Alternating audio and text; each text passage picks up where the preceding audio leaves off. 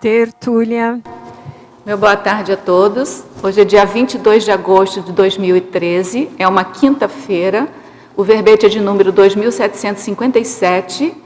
Ele tem 8 páginas, 47 elogios e 16 máximos. O tema é autocriticidade paraterapêutica, a especialidade autoparaterapeuticologia, e quem redigiu o verbete é a veteraníssima Adriana Chalita. Adriana Chalita, ela é médica, especialista em psiquiatria, psicogeriatria e reabilitação psicossocial, mestre em psiquiatria, brasileira, natural do Rio de Janeiro, voluntária da Conscienciologia desde 2003, consciencioterapeuta desde 2005, tenepsista desde janeiro de 2009. A autocriticidade paraterapêutica é a qualidade, a propriedade, o talento da consim, homem ou mulher, com alta avaliação e alta análise detalhistas, cosmoéticas, autênticas e cosmovisiológicas da própria realidade consciencial, condição imprescindível ao planejamento de ações de autoenfrentamento, visando a homeostasia funcional. Na pensenologia, nós destacamos o holopensene pessoal da autocriticidade cosmoética, o autopensene da autocura, a relevância pensênica da autoconsciencioterapia, o predomínio do PEN na pensenidade necessária ao autodesassédio, a autocriticidade auxiliando na investigação da presença de exopensenes. Na fatologia, a análise pessoal com vistas ao autodiagnóstico, o atributo de mensurar as próprias parapatologias, a coragem de enxergar as próprias dificuldades, a pesquisa dos autotrafares, o exame dos autotrafais, a responsabilidade no parecer sobre os autotrafores, a autocrítica quanto ao nível de rigidez dos próprios mecanismos de funcionamento, a autoexperimentação ampliando a cognição autoconsciencioterápica, a autocensura repressora, as interprisões grupo-kármicas produzidas devido à falta de autocontenção, a autocomplacência, a autocura, enquanto resultado final conquistado pela autocrítica discernida. Na parafatologia, a cogitação dos paracacoetes holobiográficos, as autocomplacências multimilenares, o autojulgamento detalhista através da avaliação multidimensional, multiveicular e multiexistencial, a estagnação evolutiva ocasionada pela ausência de autocrítica holossomática cosmoética, o autojuízo crítico das minúcias das facetas pessoais, desvelando a paraprocedência, a melhoria da saúde consciencial, levando à refratariedade às consciências assediadoras. No detalhismo, nós destacamos que ele tem 13 máximos. Na argumentologia, a autora apresenta uma enumeração no parágrafo analiticologia, segundo o qual, pelos critérios da autocriticologia, ela apresenta, então, 13 áreas principais, de acordo com as quais você pode fazer dissecção analítica através do detalhamento da autocognição em cada uma dessas áreas. Na remissiologia, nós destacamos a autoavaliação sintética, autochecagem indispensável, autocura, autopesquisa inarredável e constrangimento cosmoético. A frase enfática: a responsabilidade do intermissivista inicia-se pela autodissecção realística. A autocriticidade paraterapêutica é a base da conquista de neopatamar através da hiperacuidade evolutiva. Questionologia. Você dispõe de para-análise criteriosa e autocrítica na definição da realidade consciencial? Na condição de intermissivista, quais ações cosmoéticas interassistenciais são planejadas por você com o intuito de alavancar a própria evolução. E na bibliografia específica, nós encontramos uma fonte de referência. A mega-análise é elaborada pelo João Paulo. Autocura, autoexame, autoavaliação, autocognição, autorreflexão. Autodiagnóstico, autojulgamento, autoenfrentamento, autodiscernimento, autodesassedialidade. Autocientificidade, autopesquisa, coerência, logicidade, pensenologia. Analiticologia, autocriticologia, homeostaticologia, autoconsciencioterapia e autoconscienciometrologia. Vamos passar agora às perguntas dos teletertulianos. A professora verbetógrafa Adriana. Na fatologia, página 34, segunda linha, um fato muito corriqueiro é o auto-engano. A tapar o sol com a peneira, não se querendo ver o essencial. Como melhorar nosso atributo de mensurar as próprias parapatologias sem incorrer nesses auto-enganos? Ok, boa tarde a todos.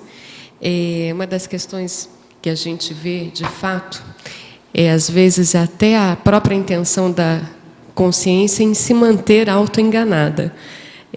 Um dos pontos que eu chamo a atenção aqui no verbete é que a autocriticidade paraterapêutica, ela tem que vir com um processo de autenticidade, ela tem que vir com um processo de cosmoética. Então, veja, a questão do auto-engano, muitas vezes, é você tampar com a peneira a sua realidade consciencial. Muitas vezes é você não enxergar, de fato, algumas coisas que, pela própria sua reação holossomática, ou pela próprio seu mal-estar, as sutilezas, às vezes, do que te incomoda, que isso mostra que tem alguma coisa ali para você avaliar. Então, isso mostra a sua realidade consciencial. Se nós conseguirmos ficarmos mais atentos às nossas experimentações diárias, nas nossas reações holossomáticas, nas nossas reações na convivência com outra pessoa, fica mais difícil a gente se auto-enganar. A gente realmente se auto-engana quando a gente passa batido por uma série de condições que acontecem com a gente e que a gente não se dá conta. Ou, às vezes, a gente se autocorrompe, a gente negligencia.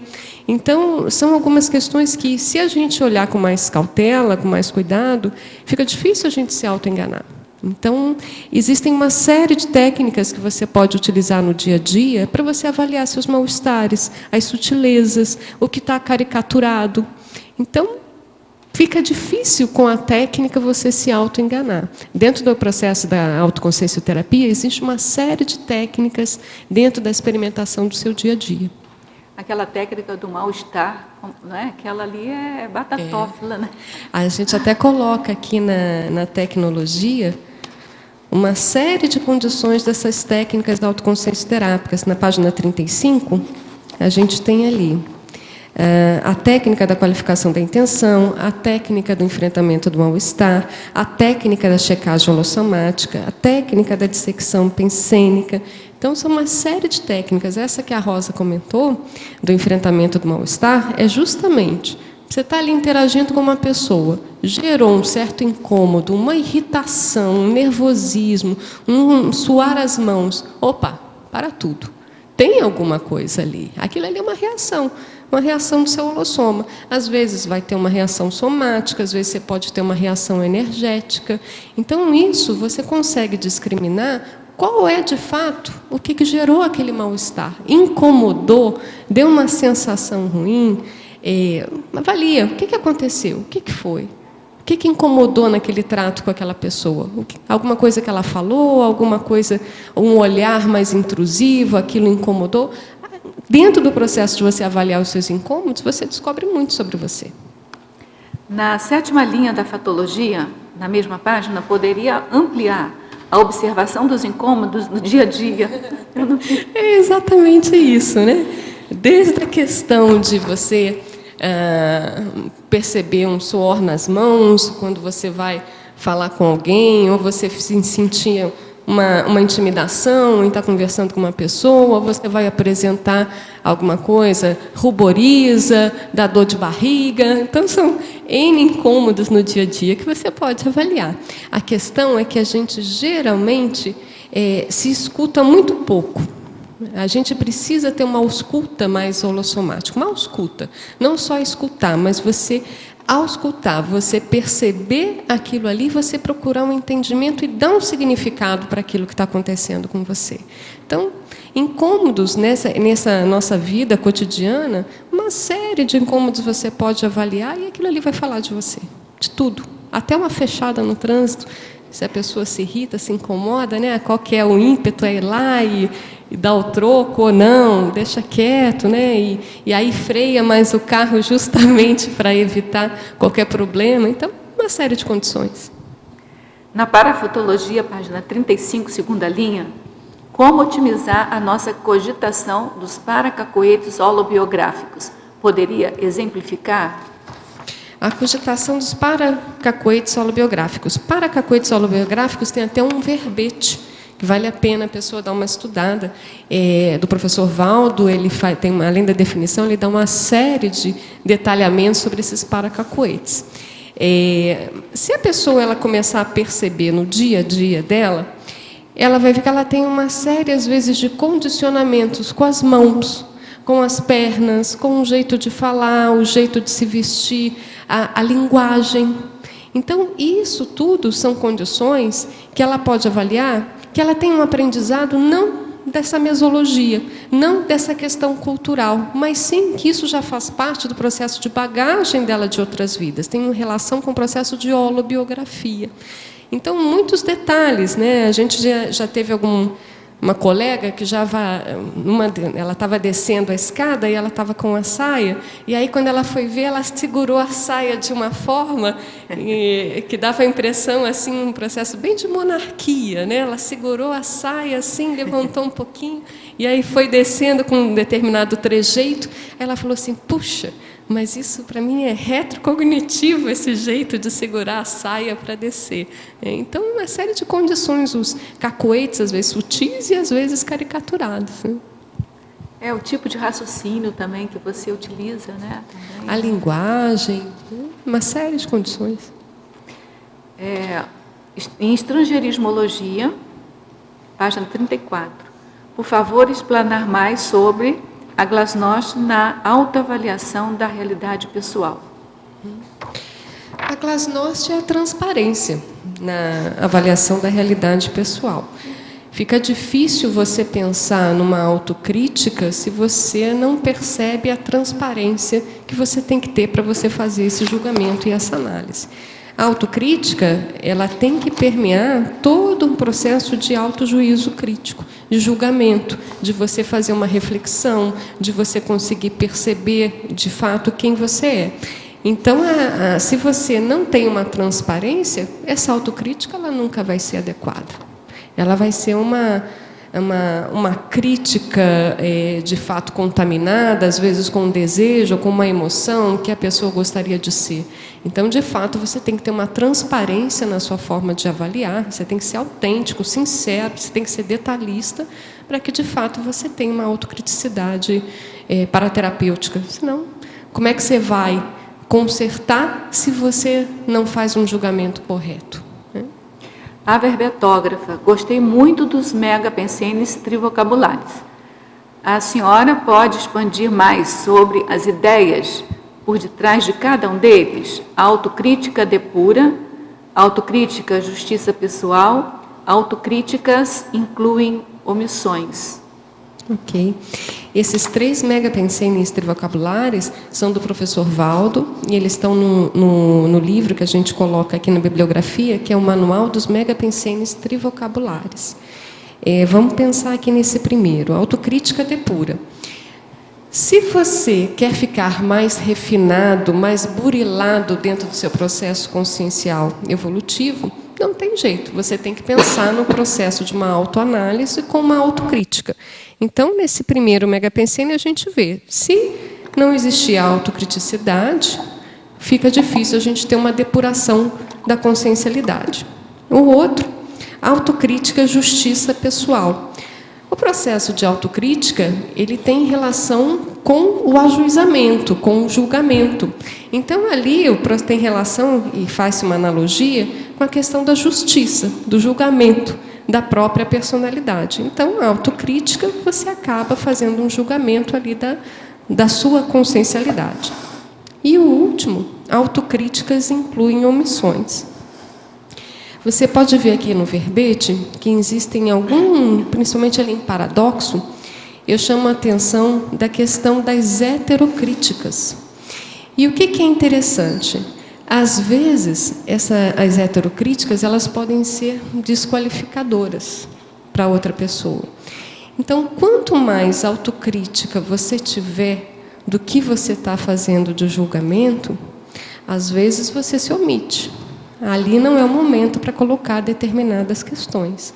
Justamente porque podem, às vezes, estar contaminadas com algum mecanismo seu patológico e que aquela crítica que você vai fazer ao outro, ele está desqualificado.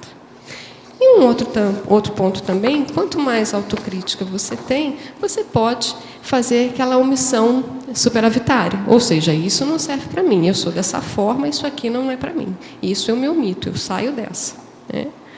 E também você pode pensar, olha, esse trabalho aqui que estão me fornecendo, não, eu não estou qualificada para isso. Eu saio dessa também. Aí faz as autocríticas das omissões que ele cometeu, Exatamente. Né? Que também é uma outra vertente, né? Professora Adriana, na página 34, Fatologia, segunda linha, de baixo para cima, sobre a observação dos incômodos no dia a dia, a senhora pode nos indicar a técnica a ser aplicada visando cultivar a autocriticidade paraterapêutica? Você mais ou menos já falou, mas podia reforçar, né? Vamos pegar aqui essa ordem que a gente tem aqui, começa na linha 7 mesmo. Nós temos ali as anotações e registros pessoais, a observação dos incômodos no dia a dia, a cogitação sobre a origem dos mal-estares. Então, como é que a gente pode pensar nessa questão do incômodo do dia a dia? Primeira coisa, vamos pensar em utilizar aquela técnica do enfrentamento do mal-estar, que é justamente você perceber um incômodo, um mal-estar, uma irritação, uma dor de cabeça, uma labilidade emocional, você pega e registra naquele momento, olha, está acontecendo isso comigo, por isso que tem ali as anotações e registros pessoais. Então, você sentiu isso, você pensou daquela forma. Qual que é a origem? O que ocasionou aquela reação de ideia, aquela reação energética, ou aquela reação somática que sintetiza aquele seu mal-estar? E aí você pode avaliar, não, é porque determinada situação não ocorreu como eu esperava, então aquilo me gerou uma irritação. Ok, então você anota lá. Então, fiquei irritado, fiquei incomodado quando alguma coisa que eu esperava não aconteceu. Então, aquilo é um mecanismo seu que aconteceu. Aí, em determinado momento, você percebe que você novamente ficou irritado. Aí você avalia, mas o que me gerou aquela irritação? Quando você vai ver, você tinha solicitado para uma pessoa fazer determinada coisa de uma forma e ela foi insubordinada, ela não fez aquilo que você queria daquela maneira e você se sentiu desrespeitado. Aquilo te gerou uma irritação. Aí você percebe que toda vez que alguém não faz algo que você quer, você fica irritado. Nessas percepções, você vai avaliando alguns mecanismos seus dentro de diagnósticos. Será que existe um processo de controle que você lida mal? Será que existe um processo de poder que você lida mal? Você começa a traçar hipóteses a partir das suas reações. Então, vale a pena fazer essa listagem. Naquele momento que gerou aquele incômodo, qual foi o incômodo? O que gerou aquele incômodo? Você faz uma ordem, você lista, e depois você vê se tem pontos em comum, que você possa fechar alguns diagnósticos. A verbetógrafa Tecnologia, página 35, terceira linha. Favor explicar a técnica da dissecção pensênica. A técnica da dissecção pensênica é justamente para você fazer uma discriminação, uma avaliação da sua pensanidade. Você começa a dissecar, você começa a avaliar qual é aquela sua forma, naquele momento, de você estar pensando, de você estar sentindo e como é que como você está com as suas energias. Então, muitas vezes, a pessoa ela pode estar até se colocando, nossa, mas eu estou tão tranquila, eu estou tão calma, estava conversando com a pessoa, mas aquilo me gerou um incômodo, mas será que gerou incômodo? Eu estava tão tranquila e tão calma. Quando ela vai avaliar, a forma dela pensar já estava com contrapensene, a forma dela sentir, às vezes ela já estava mais irritada, o processo dela, a energia, já estava com energia mais, processo mais de cardiochakra. Então, essa técnica, você consegue discriminar e dissecar o processo da tríade, do pensamento, o sentimento e a energia. Professora Adriana, na Paradoxologia, página 36, 3 últimas linhas. Favor esclarecer sobre os 2 últimos paradoxos. O paradoxo do autojuízo crítico ser estritamente centrípeto na personalidade não egocêntrica e o paradoxo de a autocrítica egocêntrica não sinalizar necessariamente egoísmo. É exatamente. Para a pessoa poder entrar no micro-universo dela, ela tem que fazer um movimento de estar centrípeto. Então, a autocrítica ela tem que se basear no julgamento pessoal dela com ela mesma. Então, é um processo que ela vai estar avaliando a questão do ego dela. Mas isso não quer dizer que ela seja egoísta ou egocêntrica. E muitas vezes ela sai do egoísmo e do egocentrismo justamente quando ela consegue ter uma autocrítica mais apurada. E aí está o paradoxo. Aí está o paradoxo. Ela volta para dentro dela. Exatamente. E o outro... porque eles são semelhantes, paralelo, né? Eles são bem semelhantes. A síntese do significado é esse, mesmo, né? Na Legislogia, página 36, penúltima linha, solicito explanar a respeito das leis da fisiologia no controle dos excessos individuais. Ok. Então, veja, aquela pessoa, às vezes, que tem um workaholismo. Ela trabalha o tempo todo, dorme muito pouco, não tira férias, tem uma adrenalina pelo processo de trabalho, ela tem que estar sempre com adrenalina, às vezes ela até está sempre atrasada e aquilo ali mexe mais com a adrenalina dela e ela gosta daquela sensação da adrenalina. Então, veja, e ali ela acha que é isso mesmo, está tudo certo, o corpo dela funciona bem, o corpo dela aguenta, até que um dia dá problema.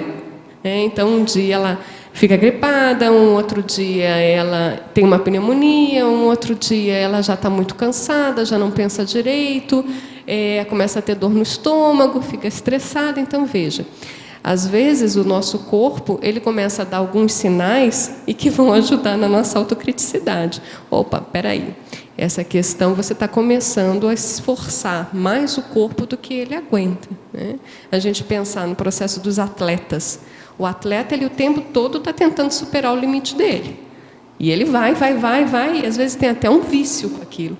Até que, de repente, pum, estoura um joelho, tem um processo de menisco, a musculatura tem um estiramento muscular. Então, veja, ali acabou. Então, aquele processo de você passar, às vezes, do limite do seu corpo, aquilo é um sinalizador. Através da dor, através de um problema, através de uma dificuldade para caminhar, enfim. Aquilo ali fica como um sinalizador e aquilo ali você tem que, olha, peraí. Onde é que pegou aqui? Onde é que eu passei? Porque passou. Interessante que o sedentarismo também dá dor, dá essas questões, mas é a sinalização do mau uso, né? De qualquer modo, né? Que não usou. Ou, às vezes, é o exagero, uso, né? É o abuso pelo não uso, né? Mas aí o sedentarismo, às vezes você vê aí o processo do quê? Do mau uso, porque dormiu demais, ficou sentado demais, a coluna começa a incomodar, né? Então tem toda outra vertente. Mas somos incômodos aí no próprio corpo. Mas eu achei interessante que quando você falou, fez o contraponto, que o mau uso não é só o exagero, não. Tem também a o exagero de não fazer. De não fazer. Muito. Oi, Adriana. A pergunta é a seguinte, imagina que você está numa seguinte situação, você está envolvido numa atividade, numa tarefa, enfim, né? e você está encontrando muitos problemas, muita dificuldade, muita barreira para resolver e deslanchar aquilo. Do ponto de vista da autocriticidade, que tipo de indicadores você vê assim para decidir se aquilo é uma coisa que vale a pena seguir e trata-se de um contrafluxo natural, ou se aquilo é uma coisa que vale a pena largar de mão porque não é por ali? Você podia dar um exemplo? Por exemplo, definições profissionais, né? Você está com muitos problemas no trabalho, muitas questões, muitas barreiras, enfim. Você está se perguntando se aquilo faz parte do natural, que é aquilo mesmo e que é o início, que daí tem que superar, ou se de fato aquilo sinaliza que não é aquele trabalho e tem que partir para outro, por exemplo. Eu pensaria nessa questão, é o seguinte, está naquele trabalho por quê? Aí entra o processo da autocrítica, a questão da autocognição. Por que está naquele trabalho? O que tem de produtividade assistencial naquele trabalho? Não, às vezes a produtividade não é o mais sério para você estar naquele trabalho, e sim é um ganho financeiro. Aí se questiona, mas será que não teria um trabalho que você poderia ter um ganho financeiro e também uma produtividade assistencial? Que aí você consegue convergir ambas as questões? Então, eu acho que vale a pena sempre detalhar o porquê. Por que estar naquela situação? Porque, de fato, às vezes você está fazendo determinado trabalho, aquilo tem um contrafluxo, mas você percebe que aquilo é o prioritário naquele momento. Eu acho que é uma das questões mais sérias para a gente definir as nossas escolhas. O que é o prioritário naquele momento? Eu até coloco isso aqui no verbete. Vamos só pegar aqui. Eu identifiquei alguns pontos que você tangencia essa questão, tem vários pontos aqui. Né? Olha, aqui, olha, na efeitologia, na página 35, na penúltima para a última linha, na efeitologia. O efeito do autodiscernimento, que é justamente você separar o melhor do pior, né? O que é o mais sério do menos sério, o mais completo do menos completo, na análise crítica quanto ao trabalho tarístico prioritário no momento evolutivo. Isso, para mim, é muito sério, porque tanto aí a gente pode colocar também no âmbito profissional, talvez não seja um trabalho tarístico, mas é um trabalho profissional. Mas o que é o mais prioritário naquele momento evolutivo para você? E aí, isso tem relação com trafor, tem relação com trafar, tem relação com trafal, tem relação com valor, tem relação com princípio, tem relação com seus talentos. Às vezes você vai fazer um trabalho que realmente você vai ter uma série de contrafluxos. A gente já trabalhou em gestão na prefeitura, então tinha uma série de contrafluxos, né? Mas veja, era um trabalho que ia ter uma assistência para um bom volume de pessoas? Tinha. Então, existia um processo de um desassédio intrafísico e um desassédio extrafísico? Tinha. Vai ter contrafluxo? Vai.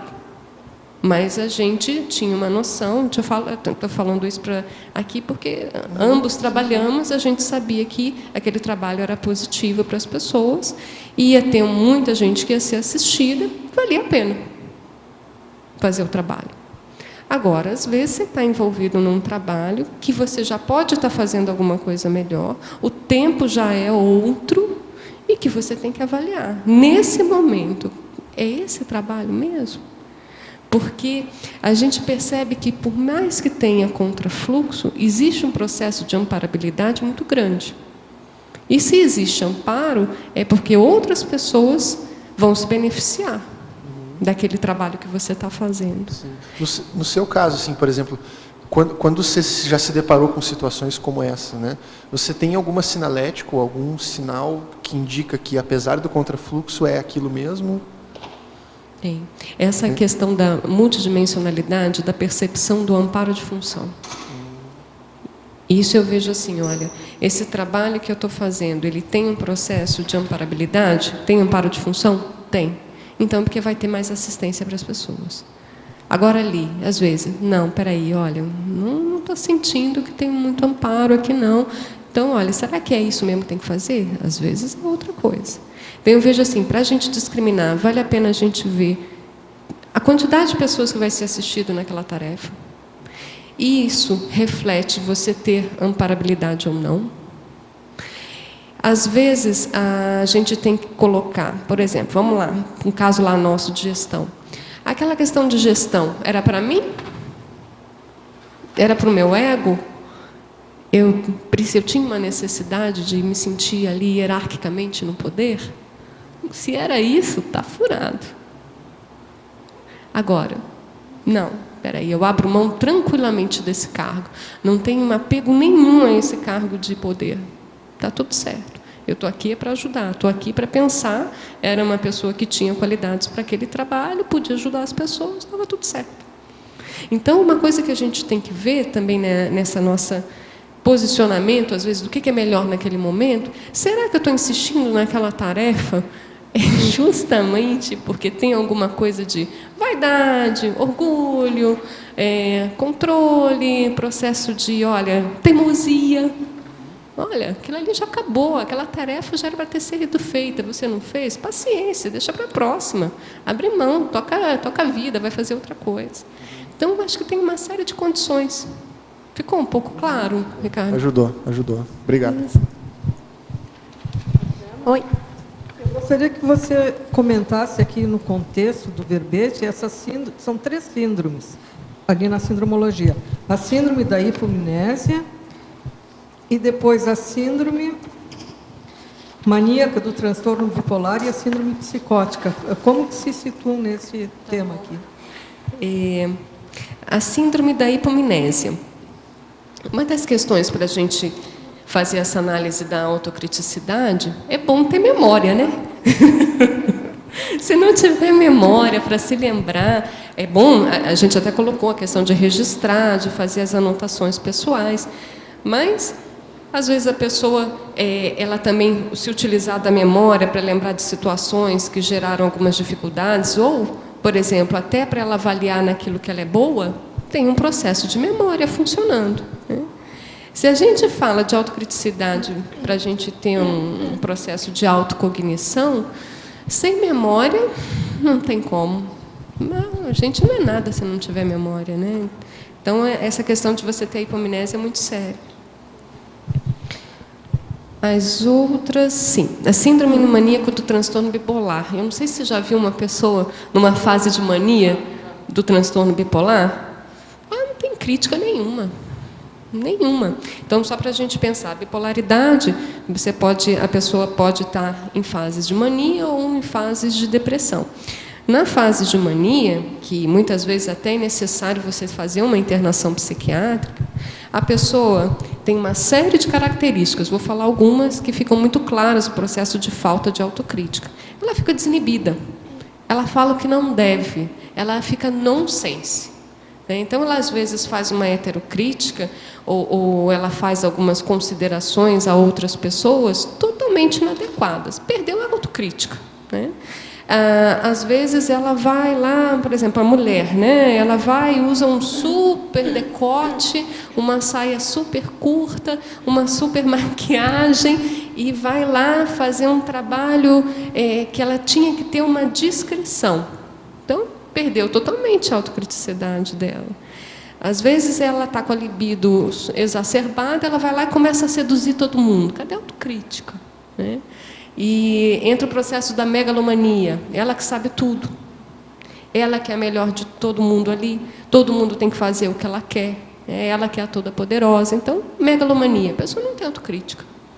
Se ela tivesse autocrítica, não seria megalomaníaca, né? Porque não tem como ser megalomaníaco, né? O outro ali é a síndrome psicótica. A síndrome psicótica, ela às vezes vem com um processo de conteúdo delirante. O pensamento fica paranoide, entra às vezes um pensamento de grandiosidade, às vezes existem determinadas síndromes que as pessoas têm dentro da psicose e que ela acha que aquela pessoa ali não é aquela pessoa, é um impostor que está se passando por aquela pessoa. Então, ali ela perdeu totalmente a forma de ajuizamento pessoal. Então, a autocrítica dela foi embora, né? Okay? Adriana, Aproveitando que você está falando da bipolaridade, o que é o grande diferencial da pessoa com a bipolaridade e com a ciclotimia? Assim, o diferencial, assim. Tá. A ciclotimia, ela faz uma oscilação de humor, às vezes no mesmo dia, ela fica um pouco mais eufórica, rebaixa o humor dela, à tarde, à noite ela já fica eufórica de novo, de madrugada ela já fica mais deprimida. Então, ela tem oscilações de menor intensidade do humor com mais frequência. A bipolaridade, existe algumas categorias de transtorno bipolar. Dentro dessas categorias, a gente vê que fica claro o processo, às vezes, dessa exaltação do humor, às vezes pode até ser menos intensa, tipo uma hipomania, não precisa ser uma mania clássica. E existe o processo da depressão, só que tem uma intensidade maior e dentro do processo de frequência existe uma duração maior também. Ela não oscila só durante o dia nas fases, ela fica um tempo maior, por exemplo. Pode ficar em hipomania 1 semana, em mania 2 semanas, em depressão 4 meses, tá certo? É diferente. E fazendo uma comparação, por exemplo, da pessoa com ciclotimia e com o processo multidimensional, questão de assédio, dá para fazer alguma comparação? A gente vê que pode existir bem essa interação dessa labilidade emocional com a labilidade parapsíquica. Porque, veja, quando você tem uma constância maior, fica mais fácil e mais perceptível você saber quem você é. Né? Do que uma hora você está assim, outra hora você está assado. Não é verdade? Até, por exemplo, vamos pegar uma terceira pessoa. Você tem um contato com uma pessoa que seja ciclotímica, ou seja polar. Às vezes você nunca sabe como é que você vai encontrar aquela pessoa. Como é que vai estar o humor naquela hora, naquele dia. Entende? Então, ela oscila, é mais inconstante. Então, fica mais difícil você ter o conhecimento daquela pessoa. Como é que ela vai estar? Você tem o conhecimento que ela oscila. Então, veja, trazendo isso para a gente, se a gente tem uma labilidade emocional, fica mais difícil a gente, de fato, evitar ou perceber quando a gente tem um processo externo influenciando a gente. Por quê? Você tem uma você fica menos constante. Quando você é mais constante, fica mais fácil você conhecer o seu padrão e aí você consegue discriminar. Olha, não, isso aqui é externo, isso aqui não é meu. Você conhece bem o seu padrão. Agora, se você oscila muito, existem N variáveis a mais para você analisar. Então, fica mais difícil você discriminar o externo. Tá? Tenho só mais algumas perguntinhas aqui. Lá na página 36, fobiologia. Poderia explicar o que é essa exoptrofobia? Exoptrofobia. Exoptrofobia é o medo de se olhar no espelho. Então, da gente pensar no ponto de vista holossomático. Se a pessoa, às vezes, ela tem receio, medo, ela não consegue olhar para o próprio soma, provavelmente deve ser mais difícil para ela olhar para a consciencialidade dela. Então, se isso acontece, como é que fica o processo de autocrítica? Então, a gente vê que essas pessoas, às vezes, têm mais dificuldade de participar de um consciência cobaia, de fazer uma consciência terapia, de fazer uma psicoterapia. Elas têm medo de se conhecer. Né? Uma vez eu estava participando de um curso, e dentro desse curso tinha um processo de fazer a pesagem, né, do soma. E aí não era obrigatório, as pessoas podiam fazer essa pesagem se elas quisessem. Né? E aí, dentro dessa questão de pesagem, muitas topavam, muitas não topavam, porque não queriam ver o próprio peso. E muitas falavam, tá bom, eu vou subir, mas eu não olho, você anota o peso e nem me mostra. Eu falei assim, poxa vida, se a pessoa tem a dificuldade de ver o próprio peso, fica difícil ver o resto, não é não? Não, o peso do corpo, agora o peso da consciência deve ser pior, né? Aí você pensar em tara parapsíquica, como é que é a tara parapsíquica? A pessoa não vê nem a tara somática, como é que vai ser a tara parapsíquica, não é? Então, veja, como é que fica a autocrítica dessa pessoa? Tá. Né? Eu queria só aproveitar, né, que é a bola da vez. Tinha mais 2 perguntas. Só mais 2. Página 36, na legislogia, a segunda, a soberania das leis do para-direito. Poderia relacionar essa soberania com o tema? Qual a relação do para-direito com o tema? Uhum. A pessoa ela pode até não querer buscar autocrítica, mas isso tem repercussão. Isso tem consequência. Isso tem consequência do processo evolutivo, no processo de interprisões. Isso tem consequência do processo de evolução. Então, a questão do para-direito, ele é fundamental nisso. É um processo do para-julgamento cósmico, né? Então, mesmo que ela não queira ter autocrítica dela, alguém já está fazendo isso, né? O processo das leis cósmicas, a lei do para-direito. Isso já acontece, mesmo que ela não queira. Pela relação de causa e efeito, né? Na 7ª linha da parafatologia, na página 35, você fala na visitação à parapsicoteca, ampliando a autocognição métrica. E agora há pouco você falou também da memória. Então, assim, eu até coloquei um ensina-receita, ou seja, como conseguir uma visitação a essa parapsicoteca e manter essa memória para depois que acordou. Eu vou entrar numa questão da gente pegar lá atrás, não só dentro do processo intrafísico, mas no processo extrafísico.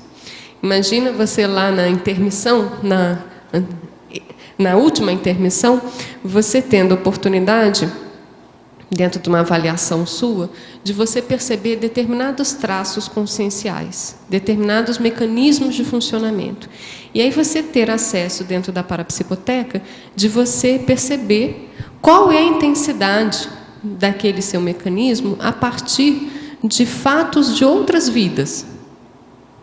Entende? E ali você guarda, olha, realmente, esse meu traço, ele é bem complicadinho. Se eu estou fazendo esse curso intermissivo aqui e eu quero fazer determinado trabalho, esse traço eu tenho que tomar muito cuidado para que na próxima vida esse traço não me atrapalhe. Entende? Então, ali você começa a ver, dentro do processo da parapsicoteca, digamos lá, se você tiver uma retrocognição disso, fantástico. Mas se você não tiver, às vezes o seu processo íntimo, consciencial, ele já te mostra um sinalizador. Ele já te dá um alarme. Opa, espera aí. De tanto que você já viu isso, ou você ficou tão preocupada em guardar aquela situação ali para você, olha, essa característica aqui, eu tenho que tomar muito cuidado, porque se eu ficar repetindo isso, vai ser um problemão. Eu não vou conseguir dar conta da minha programação existencial. Tá? Então, ali você vinca esse processo que dentro da questão sua, quando você ressoma, ali aquilo já está tão vincado que o seu holossoma ele dá sinalizações, porque ficou vincado no seu processo de aula-memória. Oi? Tá? Tipo assim, é como se você tivesse reações holossomáticas que pudesse, você mesma, você montar recursos, você olha, aquilo ali você repreende. Porque se você soltar, vai ser complicado nessa sua ressoma para aquilo ali que você tem que fazer. Adriana, por gentileza, linkando com a questão, já que estava na legisologia, aqui me ajuda a entender sobre a página 36, politicologia, onde você edita a política antievolutiva pessoal, da procrastinação, da cognição e do autodiagnóstico. O que seria, assim, trocando em miúdos, uma explanação, por gentileza. Ok. Aqui, o que eu estou chamando a atenção? Tem um pouquinho a ver com aquela fobia da consciencioterapia, da fobia do autoconhecimento, da fobia de ir num consciência cobaia. Porque quando você entra num processo de investigação pessoal, de conhecimento pessoal, você entra em diagnósticos pessoais. Daqueles mecanismos, às vezes, que estão parapatológicos e que você já pode mudar, e que você precisa mudar. Se você não mudar, aquilo ali atravanca um pouco o seu processo de evolução. E, às vezes, tem pessoas que procrastinam chegar em autodiagnóstico, chegar em conhecimentos pessoais e chegarem no autodiagnóstico. Então, isso é um processo antievolutivo. Que evolução é a gente melhorar, é a gente ter patamares melhores de saúde, patamares melhores de evolução. E a saúde e a evolução, elas andam em conjunto. Quem tem um patamar evolutivo melhor, tem um nível de saúde melhor. Vamos comparar o pré-serenal e o serenal. certo? Fica bem os extremos, né? Então, essa questão de procrastinar, se conhecer e ter os diagnósticos, isso é um processo antievolutivo. Clareou, Sheila? Quando a pessoa chegar nesse autodiagnóstico, né, do autodiagnóstico em relação, o autodiagnóstico em ajuda, por exemplo, de uma autoexposição com cobaia, ou de uma ajuda especializada, por exemplo, de uma terapia, mas mesmo assim é o autodiagnóstico pela autocrítica, mas com a ajuda de pessoas que têm essa qualificação. Mas uma vez que isso é encontrado dentro dela, nessa autocrítica, até o ponto da aplicação efetiva na sua vida cotidiana, não tem uma distância ainda? É muito limiar, é muito perto, ou, sabe, até a pessoa efetivar aquele autoconhecimento na vida dela? Aí você já está partindo para uma outra etapa, dela enfrentar para melhorar aquele diagnóstico, é isso? Acho que sim, é isso. Né? Porque, assim, dentro do nosso processo de autopesquisar, a gente se investiga, a gente dá determinados diagnósticos. A partir dos diagnósticos que nós conseguimos alcançar, o que a gente vai fazer com aquilo? A gente vai continuar com o problema ou vamos buscar resolver o problema? Então, o ideal é perceber o que tem uma alteração, vamos buscar melhorar. Então, a gente fazer as próprias ações de autoenfrentamento daquela situação. Esse é um ponto que, quanto mais rápido a gente percebe os diagnósticos e a gente parte para o enfrentamento desses diagnósticos, quanto mais rápido a gente faz isso, melhor. Porque, senão, a gente começa a se acompliciar com as nossas patologias.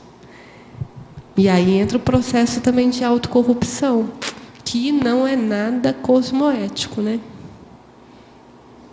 Então, quanto mais rápido a gente conseguir, melhor. Agora, veja, tem determinadas patologias que nós temos que elas já nos acompanham, às vezes, olha, há muito tempo. E, às vezes, é mais difícil mudar de uma hora para outra. A grande questão é começar a enfrentar. Se aquela patologia vai demorar mais tempo para ter uma resolução do que a outra, ok, isso faz parte do processo. Mas a grande questão é saber que ela existe e começar a usar ações terapêuticas, né? A impressão que dá é que se essa patologia ou esse comportamento, temperamento, vamos chamar assim, se ele for mais construído do ponto de vista mesológico nessa vida, é mais fácil de você... É mais agudo, né? É mais agudo, é mais fácil de você resolver a situação. Você pensar, um outro ponto, você pensar em fazer uma resolução de um trafarzinho, em fazer uma resolução, às vezes, do megatrafar, às vezes é mais difícil. Você vai tentando, vai fazendo, e isso vai tendo repercussões em vidas, né? Agora, a grande questão é, percebemos que tem, vamos ficar vigilante e já da gente pensar em estratégias terapêuticas para fazer. A grande questão, às vezes, quando a gente retarda um pouco essas ações terapêuticas, é que a gente tem que questionar, será que eu tenho algum ganho em me manter dessa maneira mais patológica? Então, por exemplo, algumas pessoas que às vezes têm um processo de vaidade. Então, elas gostam de se expor, e porque aquilo ali mexe com a vaidade, ela gosta de ser elogiada porque ela se sente muito bem, aquilo mexe com a vaidade pessoal. E ela vê que aquilo ali está dentro de um processo egocêntrico. Mas, se ela começa a mexer com isso, ela perde aquela energia que ela ganha das pessoas, que ela vampiriza das pessoas. Então, ela às vezes se mantém numa patologia porque ela ganha energia das pessoas. Então, veja, é o pseudo-ganho que a gente chama, né? Ok? Tem uma outra... Só para complementar isso aqui, tem uma outra coisa que eu fiquei pensando aqui. Sabe, extrapolacionismo, retroextrapolacionismo, uma expressão para dizer isso. Você, às vezes, tem um patamar de qualificação, de homeostasia, por exemplo, que você atingiu lá no curso intermissivo, que quando você ressoma, você vira abóbora de novo, por causa do restringimento, por causa da genética, enfim. Há uma série de interveniências aí. Mas no set consciencioterápico, às vezes, você recupera aquele padrão. E quando você sai, que eu acho que foi isso que você mais ou menos perguntou, quando você sai, a tendência sua é retornar para o que você já estava aqui na intrafisicalidade. Só que se você ficar atento, se você consegue entrar naquele padrão de homeostasia dentro do set, você é capaz também de conseguir manter aquilo fora do set. Se você começar a raciocinar assim, a tendência é você convergir para o seu melhor e não para o seu pior. Eu acho que aí é a deixa para você comentar. Pois é, mas eu pensei daquele trabalho. Acho que valeria a pena você a comentar daquela técnica que você fez, que você apresentou e publicou, um trabalho que era justamente do Mater Pensene, da questão autoconsciencioterápica. Acho que valeria a pena você comentar como é que você fez. Então, mais ou menos foi pensando nesse trabalho, que ela que me lembrou agora, antes da tertúlia, que eu te falei isso, porque eu captei que a sua pergunta era exatamente essa questão. Então, eu fiz consciencioterapia por um tempo bem longo, assim, 6, 8 meses. Era uma vez por semana, né? E a gente fazia os relatórios semanais e os relatórios do SET, consciencioterápico. Era quinzenais, não era semanal. Eram quinzenais. E aí chegou um dado momento lá, eu queria só trocar um horário e tal, e a consciencioterapeuta que estava me atendendo falou assim, não, está na hora de você fazer uma avaliação, porque está na hora de você não acha que você já pode receber alta? Eu ainda estranhei, falei assim, não, eu quero continuar, mas ela disse, não, você aplicou tantas técnicas, vai lá e faz uma avaliação desse período. Eu cheguei em casa com um bolo de relatório, assim, eu falei assim, como é que eu vou fazer uma síntese, uma análise desse bolo de relatório? E aí me veio a ideia... Rosa, acho que vale a pena só explicar o que é o relatório, porque tem gente que nunca fez consciencioterapia. Existem relatórios de consciencioterapia que são para a pessoa, saiu ali do atendimento da consciencioterapia, ela faz um relatório que tem vários itens, desde técnicas aplicadas e processos de que ela percebeu do holossoma. Sensação do soma, do psicossoma, mental soma. Naquele momento, daquele atendimento e no intervalo de 15 dias. Então, são 2 relatórios que você faz. São 2 relatórios. O relatório do SET, enquanto a gente estava lá, e o relatório da semana, da quinzena. E um dos itens, então, além dessas percepções, né, do holossoma, um dos itens era o Mater Pensene daquele SET e o Mater Pensene da quinzena para cada relatório. Aí eu falei assim, bom, então o jeito é eu pegar o Mater Pensene e fazer uma análise a partir do Mater Pensene. E foi muito interessante, porque o que eu observei? Eu botei os Mater Pensene dos SETs, um embaixo do outro. Coloquei o Mater Pensene das quinzenas, um embaixo do outro. Fiz uma sequência. Eu consegui observar que o Mater Pensene das quinzenas, eles iam melhorando progressivamente. Do SET também. Mas, quando eu fiz o cruzamento dos 2, o que eu observava? Isso que você falou. Eu entrava num padrão ótimo, excelente, de curso intermissivo, de paraprocedência melhorzinha, fora da baratosfera. Quando eu passava para a quinzena, o meu Mater Pensene caía. Aí eu ia para o SET, o meu Mater Pensene voltava melhor. Aí eu passava na quinzena seguinte, o meu Mater Pensene diminuía. Só que a progressão, o que foi acontecendo? Essa progressão aqui, ela foi se mantendo e essa progressão foi acelerando. O que aconteceu?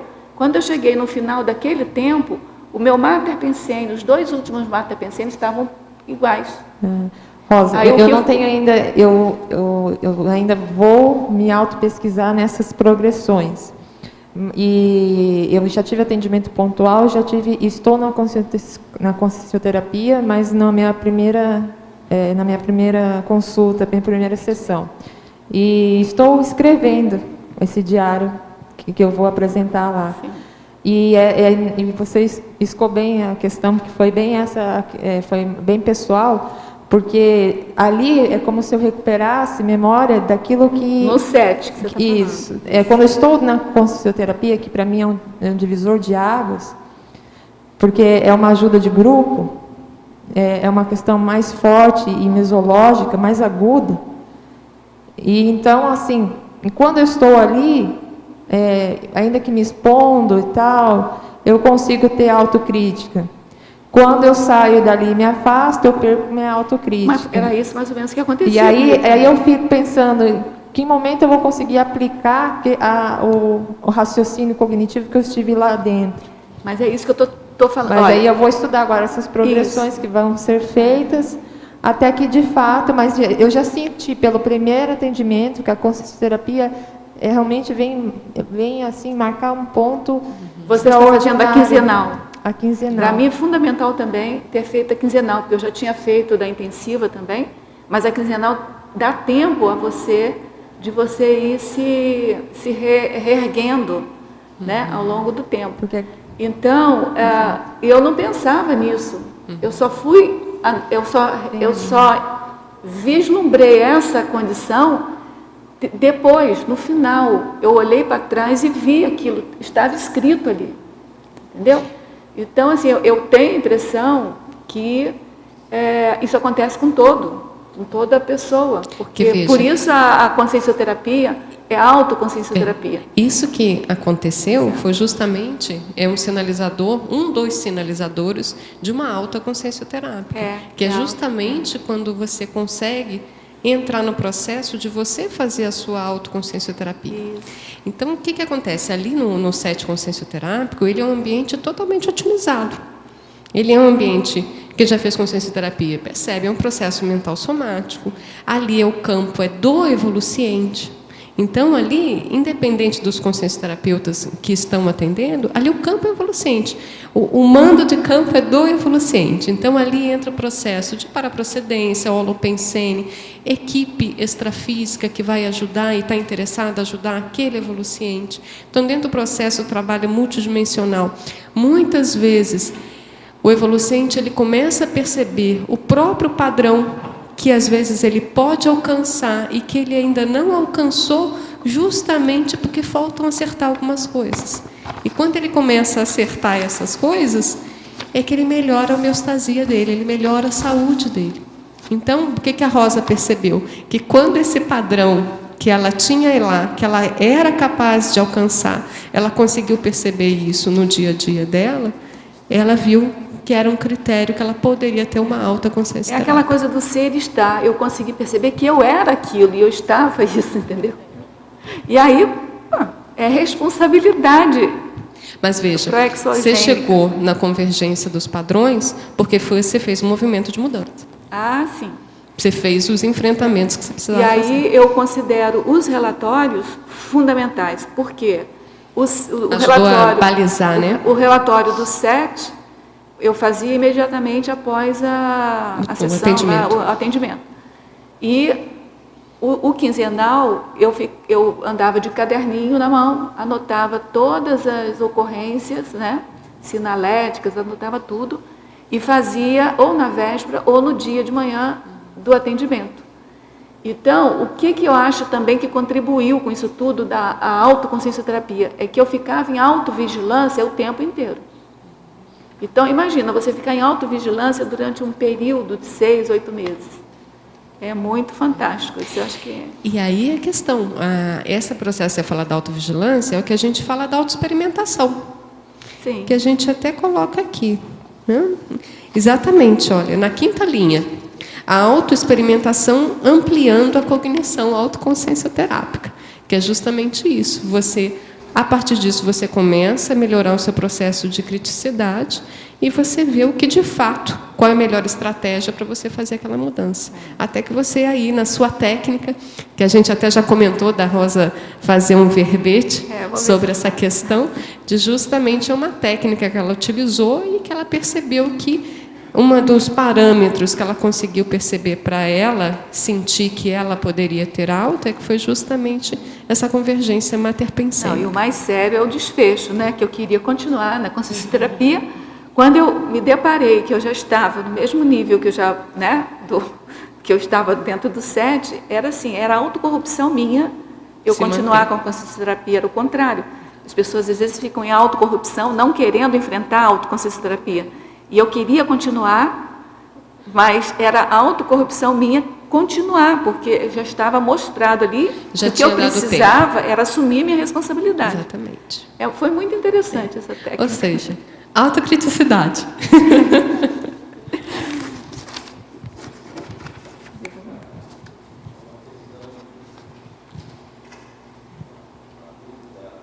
Etográfica. Eu estou vendo aqui que a especialidade é autoparaterapeuticologia. E eu não encontrei lugar nenhum, a não ser na interaciologia, a paraterapeuticologia. Está correto ou tinha que colocar o autoparaterapeuticologia na interdisciplinologia, que seria a primeira palavra, né, da especialidade? Não, perfeito. Isso faltou o auto ali, sim. Faltou o auto, sim. Ali na interdisciplinologia, a primeira especialidade que a gente coloca é sempre a especialidade do verbete. Ali foi um erro de digitação mesmo. Ali é autoparaterapeuticologia. Certo. Outra pergunta para a Adriana, então, para ela analisar e definir bem a última linha da parafatologia, porque tem duas frases e dependendo do sentido, aí uma tem que ser retirada, porque as duas não cabem. O que você... Na última frase, a melhoria da saúde consciencial, levando à refratariedade às consciências assediadoras. O que você sugere? Não, qual é a atenção? Está falando levando a refratariedade às consciências ou levando a refratariedade às consciências? Levando... Depende do sentido assim, que der dar. A ideia aqui é o seguinte: quanto mais saúde consciencial você tiver, você fica refratário cada vez mais às consciências assediadoras. Então, me parece que essa primeira frase está inadequada. Isso. Então, é isso? É isso. Ok. Se a intenção é daí fazer a refratariedade, as consciências daria o correto. Isso, exatamente. É a mesma a questão do processo do desperto. Quanto maior nível consciencial, processo de autodesperticidade, você fica refratário ao processo do assédio. Certo, obrigado. Ok? Obrigada pelas correções. Vamos lá. Neida, você quer fazer a pergunta? Porque eu vou passar depois para os teletertulianos. Na página 35, em parapatologia, a segunda linha, você coloca a cogitação dos paracacoetes holobiográficos. Pode comentar, Adriana? Uhum. A gente deu aqui o exemplo até de uma pessoa que uma vez ela estava descendo umas escadas e no que ela ia descendo os degraus, ela segurava a saia de uma forma e que quando ela foi vendo, aquela forma dela era bem espontânea, bem natural e parecia bem um processo monárquico.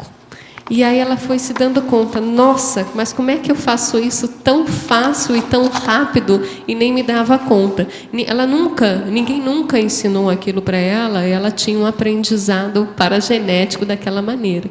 Então, o que é interessante da gente, dentro da gente avaliar esse nosso conhecimento dos nossos mecanismos, da nossa forma de funcionar, existem determinadas maneiras e trejeitos nossos que eles são holobiográficos, eles são paragenéticos.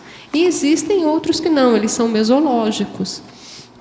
Vale a pena a gente analisar, dentro do processo de autocrítica, dentro do nosso dia a dia, o quanto a gente, às vezes, se contamina com cacoetes e trejeitos da própria cultura, da própria sociedade, e o que a gente já traz conosco mesmo, e isso tem relação com a nossa consciencialidade. Então, eu chamo a atenção aqui da gente poder fazer essa análise, justamente, às vezes, para a gente avaliar. Esses trejeitos, eles foram aprendidos agora, eles são aprendidos e eles são positivos, ou eles são patológicos, e os nossos trejeitos do passado também, que às vezes fica muito claro pelo processo natural, muito espontâneo, né? Muito fácil de fazer. Oi, Adriana. É um item aqui que me chamou a atenção, eu queria que você falasse um pouquinho mais. Na parafatologia, na penúltima linha, o autojuízo crítico das minúcias das facetas pessoais, desvelando a paraprocedência. Ok. O que é interessante da gente avaliar aqui? Muitas vezes a gente fica, mas eu não me lembro da minha paraprocedência, não tenho retrocognição e tal. Mas veja, os fatos e parafatos envolvendo você, às vezes mostram isso o tempo inteiro.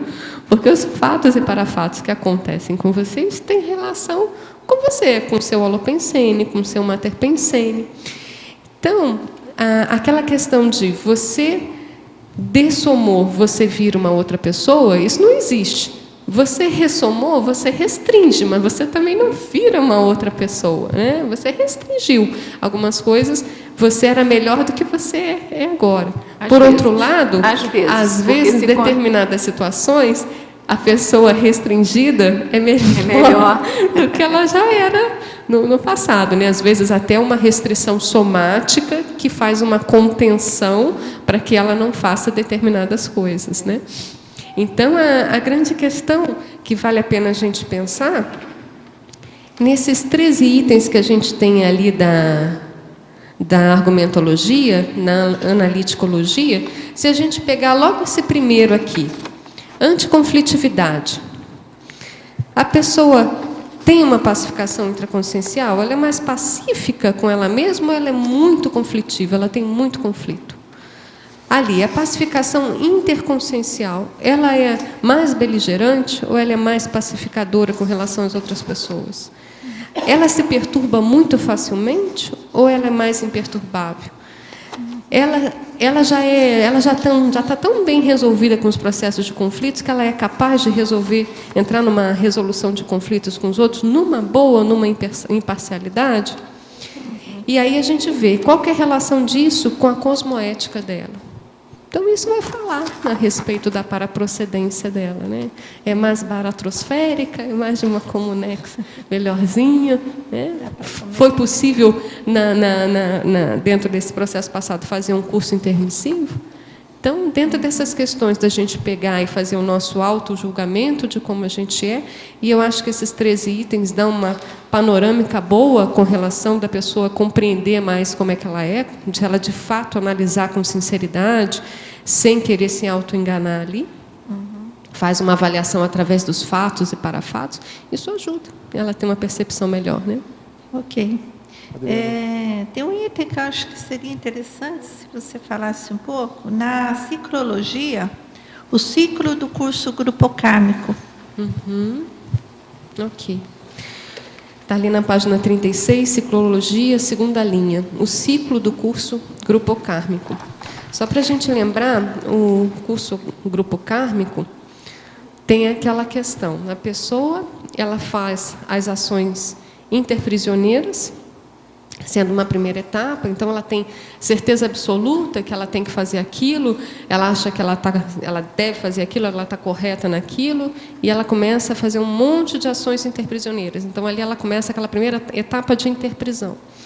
Depois da etapa de interprisão, ela começa a perceber que tudo que ela faz dá na cabeça dela. As coisas ficam um pouco travadas, que é justamente aquela fase de vitimização. Então, ela é vítima das próprias ações anticosmoéticas que ela fez no passado.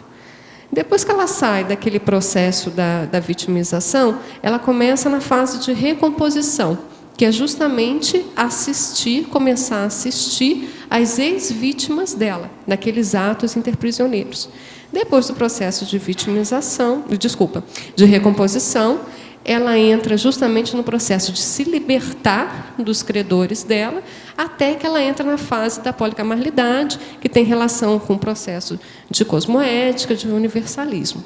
Então, veja, uma pessoa com baixa autocrítica, fica muito difícil ela conseguir fazer essas etapas do curso grupocármico. Ela melhorando a autocrítica dela, ela começa a perceber qual é o perfil das pessoas que eu tenho que assistir. E aí ela começa a pensar, olha, sempre quando eu penso em fazer uma assistência, ou já cai na minha mão grupos daquele perfil de necessidade para eu poder assistir. Então, veja, isso provavelmente tem relação com o passado dela, não tem como ela fugir disso. Então, ela começa a perceber e ampliar a cognição dela com ela mesma. Ela começa a melhorar o processo de autocrítica. Se aparece aquele grupo de assistidos, se ela tem uma autocrítica, ela tem uma responsabilidade. Ela começa a passar para assistência. Até que ela, de fato consegue fazer a recomposição, se liberta e entra para a policamalidade. Joia?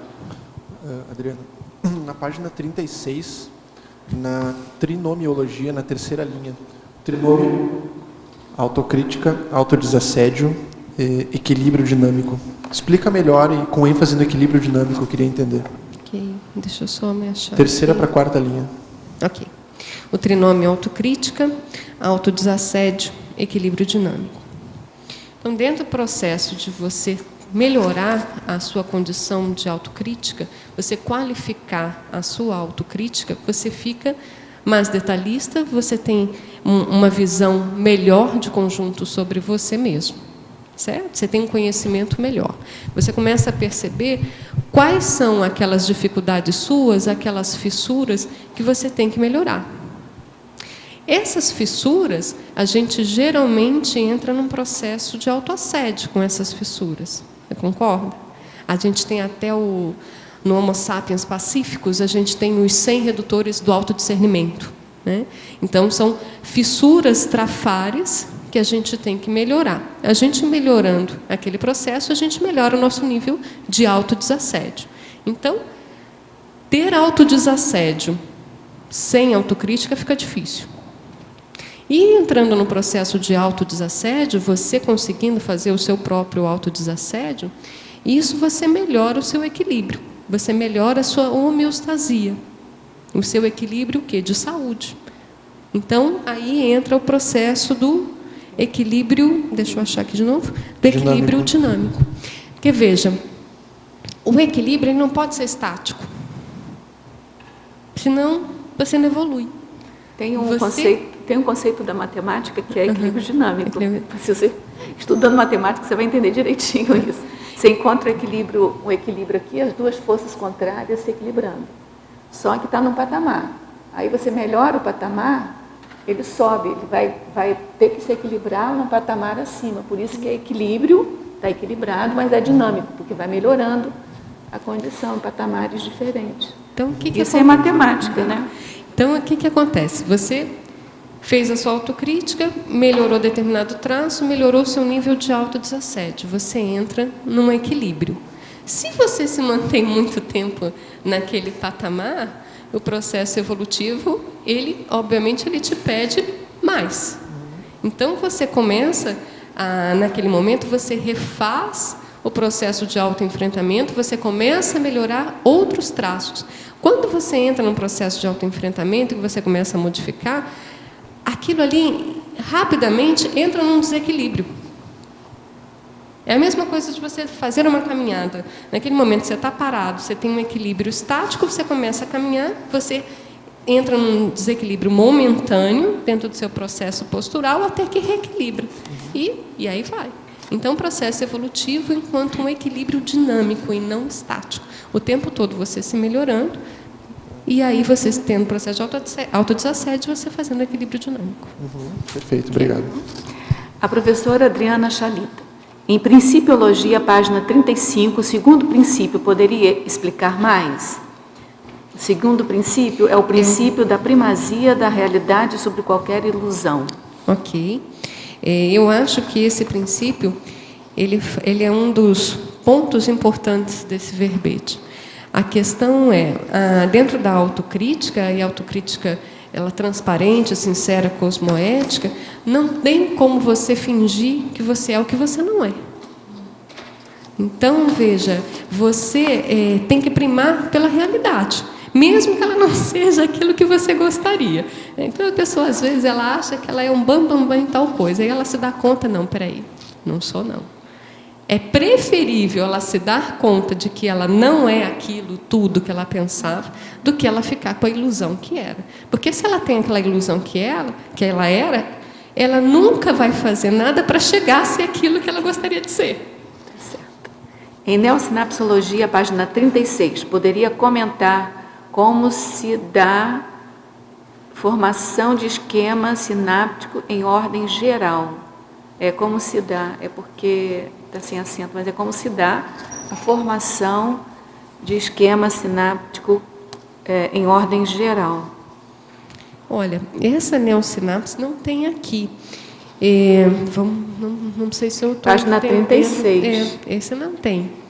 Nós temos aqui a formação de neossinapse a partir da autoexperimentação crítica.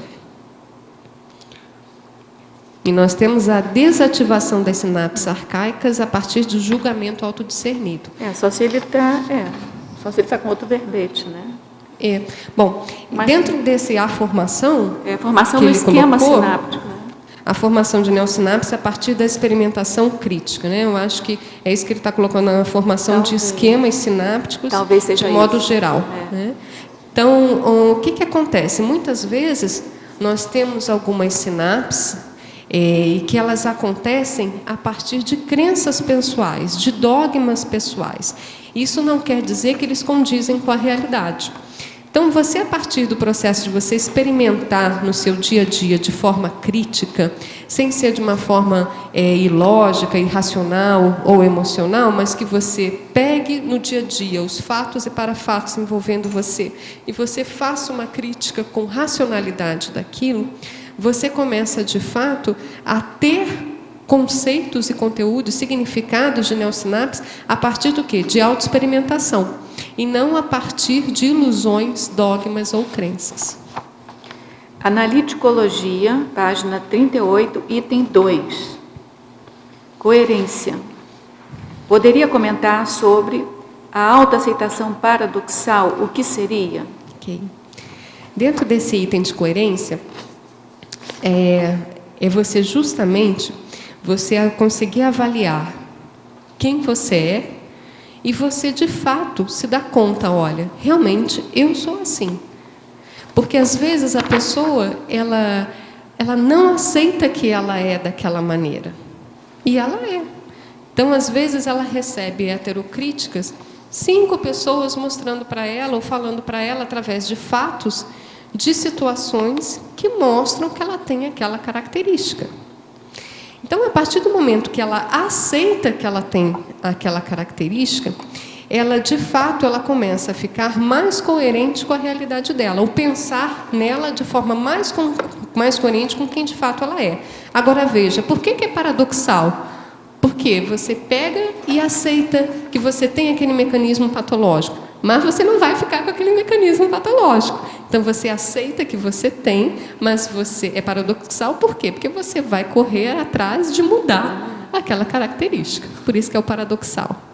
Como a verbetógrafa lida com casos psiquiátricos, sabendo que sua etiologia é puramente extrafisiológica, de aplicação paraterapêutica, entretanto, não podendo utilizar devido o sistema monodimensional psiquiátrico?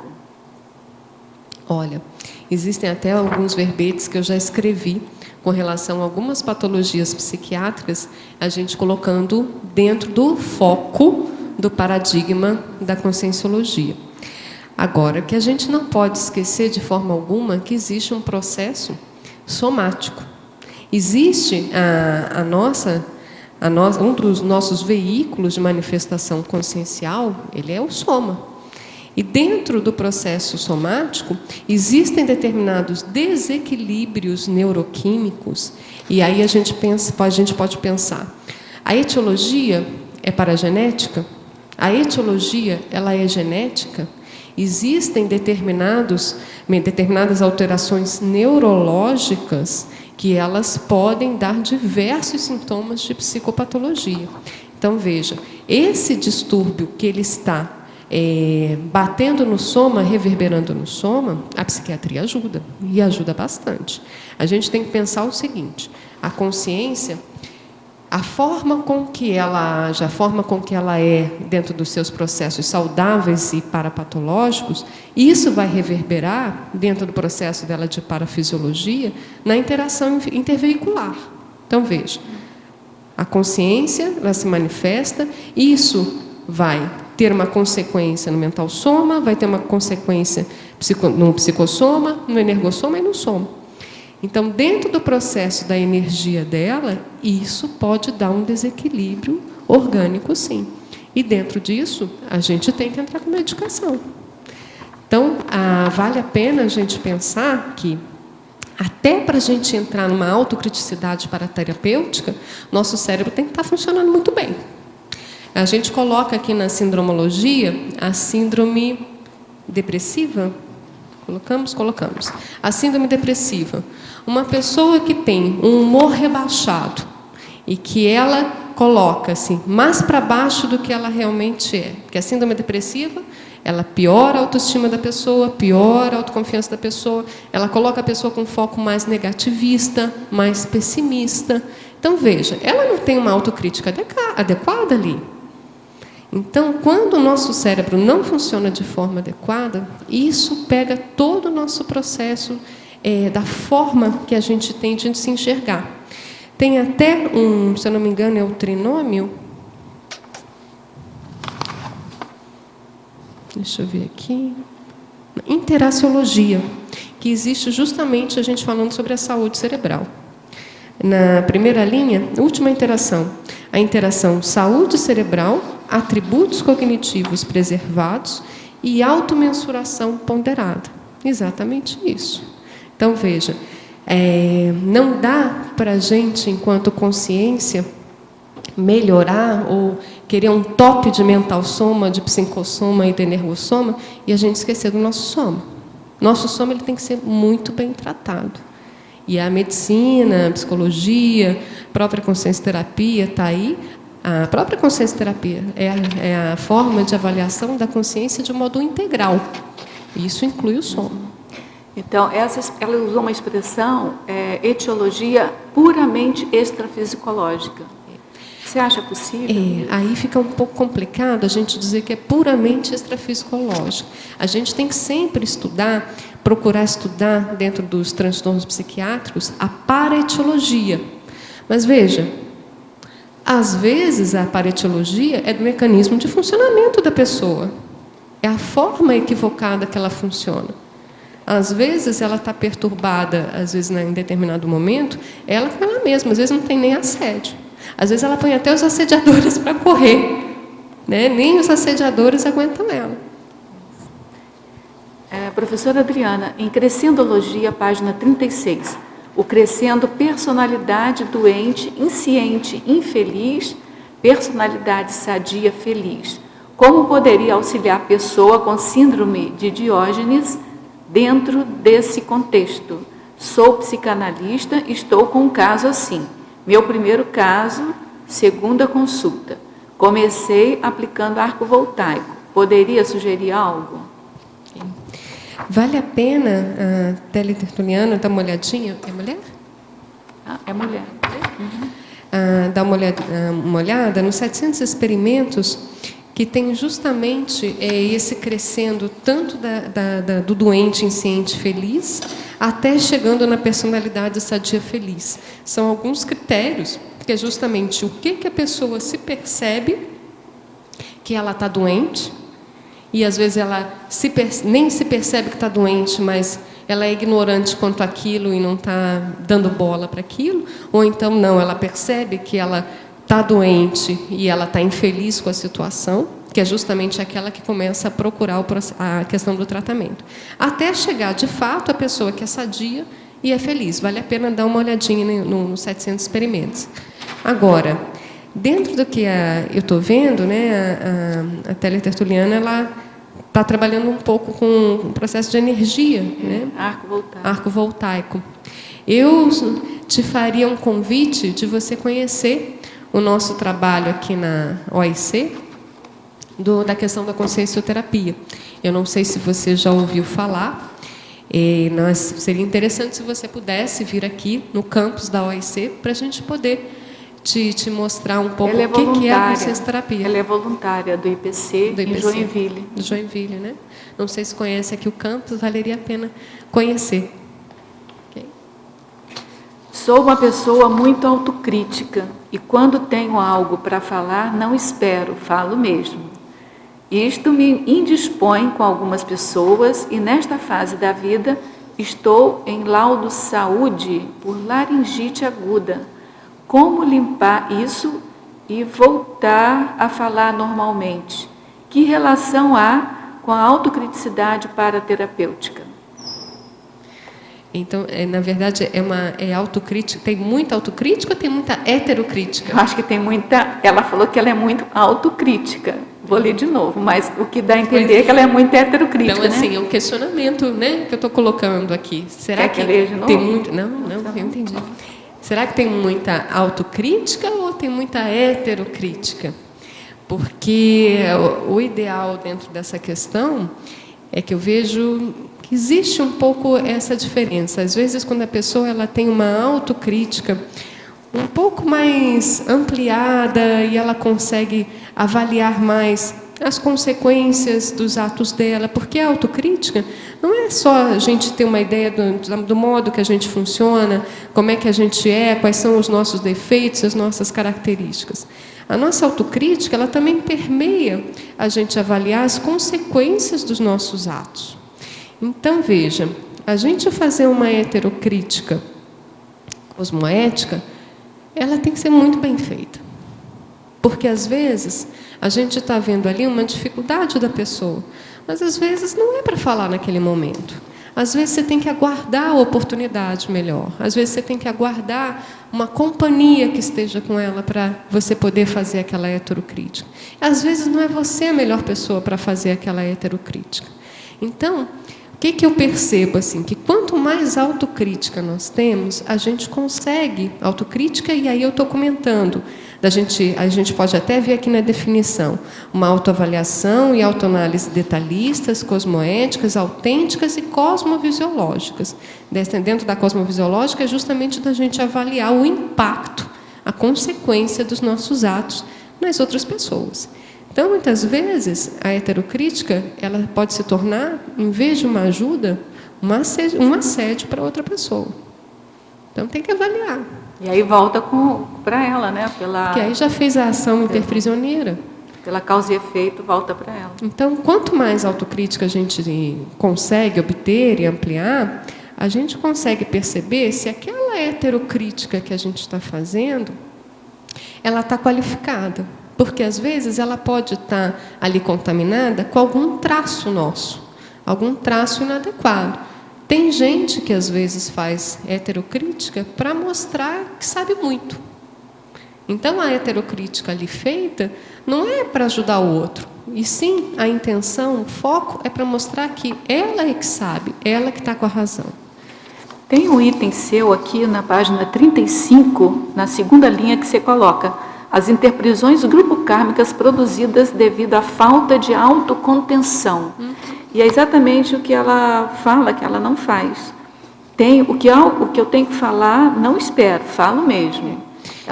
Então, dá a entender que ela não faz a autocontenção, né? Vale a pena analisar melhor a situação, né? Ponderar.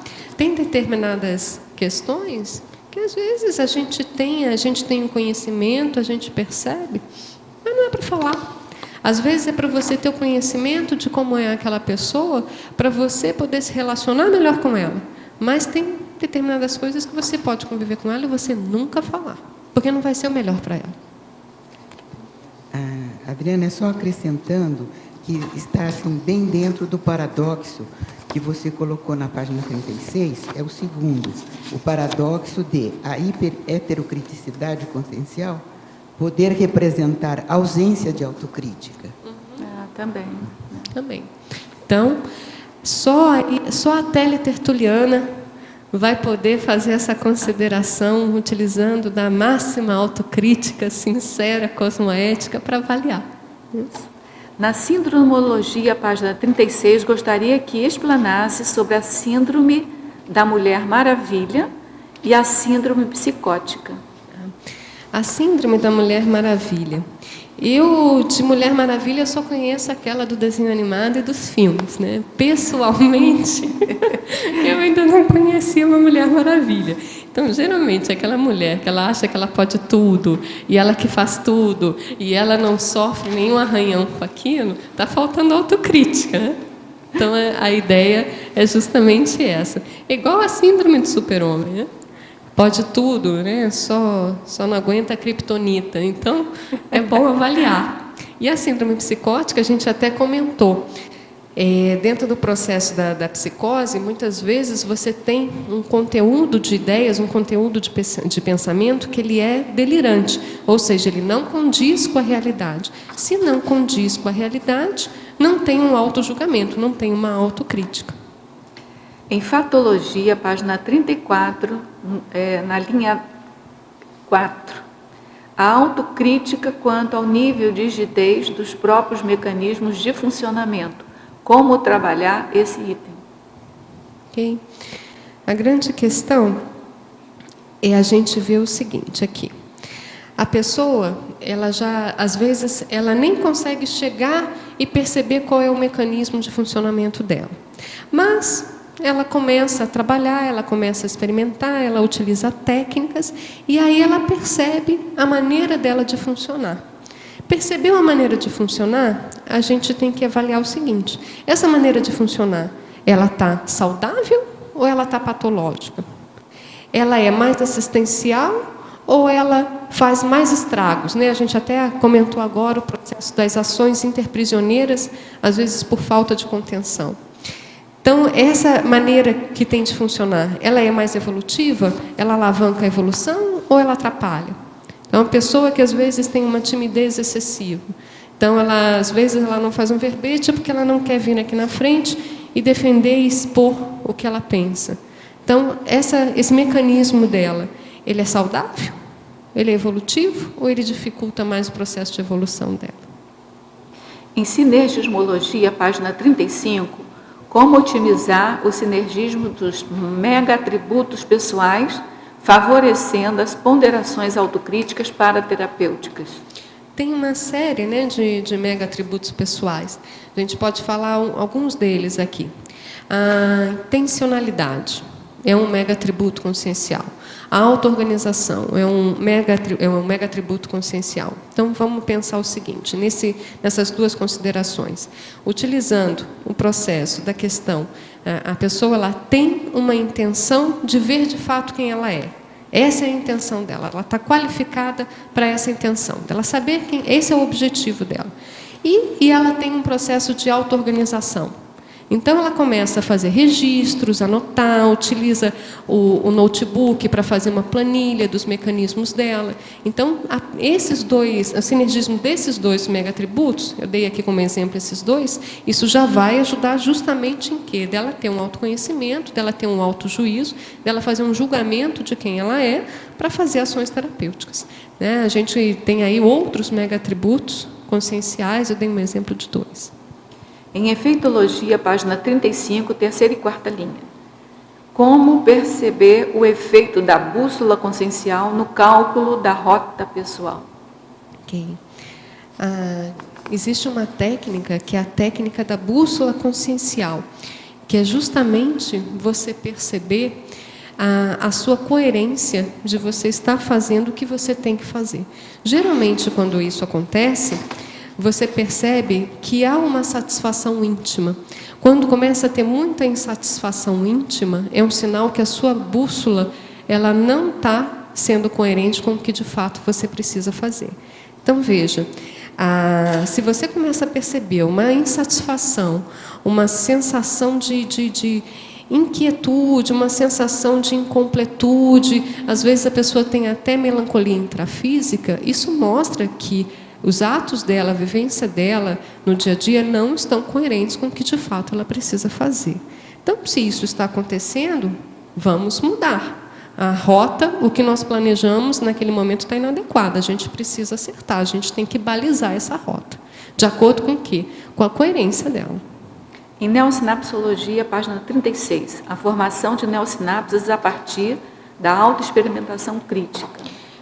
Uma questão que a gente comentou é que justamente a pessoa às vezes tem uma forma de pensar sobre ela mesma e ela tem sinapses criadas sobre ela mesma, condições de conceitos sobre elas, né? Sobre ela mesma, e que são sinapses que elas estão de fato inadequada com o que de fato ela é. Elas estão baseadas em crenças, em dogmas, em esquemas mentais que às vezes estão destoando com o que de fato ela pode ser.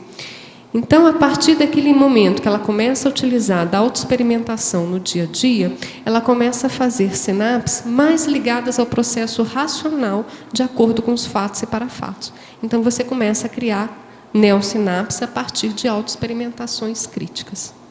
Em ciclologia, página 36, terceiro ciclo, o ciclo de autoenganos na Consim com redução do autojulgamento. Como otimizar essa redução? Otimizar não, é restringir, né? Otimizar essa restrição, né? Eu acho que a pessoa comentou. É justamente a pessoa com um julgamento ruim sobre ela mesma, o juízo crítico dela que não está adequado, não condiz com o que de fato ela é e ela faz. Então, quando rebaixa ali a autocrítica dela, a chance dela fazer vários episódios e ter vários momentos de se enganar é muito grande. Então, se ela não cortar isso, se ela não der um basta nessa situação do julgamento dela que está ruim, acabou. Então, o ciclo continua.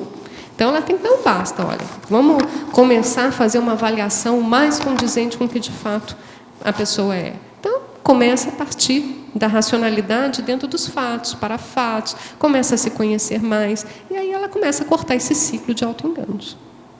Em binomiologia, página 36, poderia fazer a correlação entre o binômio autodissecção fidedigna, metrificação confiável e a interação saúde cerebral, atributos cognitivos preservados, automensuração ponderada.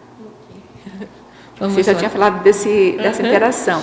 Ele quer que faça a correlação entre essa interação e o binômio. A autodissecção fidedigna é justamente você fazer aquela dissecção de quem você de fato é. Você vai fazer essa dissecção de acordo com o seu processo consciencial. Essa dissecção ela tem que ter uma forma confiável para você poder medir. Não adianta você fazer uma dissecção aleatória. Você faz a dissecção e você tem que ter um método para você ter, de maneira de você fazer a medida daquela patologia. Por exemplo, vou dar uma consideração aqui. A pessoa, ela começa, dentro das reações dela, ela avaliar que ela tem um processo de um cardiochakra mais exacerbado. Ela geralmente tem reações mais de cardiochakra.